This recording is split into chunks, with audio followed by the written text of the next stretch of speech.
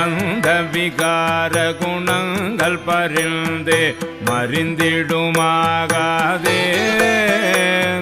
பாவளையாய கருத்தினில் வந்த பராமுதாகாதே அந்தமில்லாத அகண்டமும் நம்முள் அகப்படுமாகாதே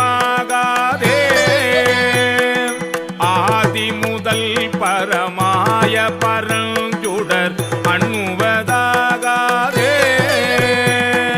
செந்துவர் வாய்மடவாரிடரானவை சிந்திடுமாகாதே சேளன கண்கள் அவன் திருமேனி திளைப்பன ஆகாதே இந்திர ஞால இடற்பிறவித்துயர் ஏகுவதாகாதே என்னுடைய நாயகன் ஆகிய ஈசன் எதிர்ப்படும்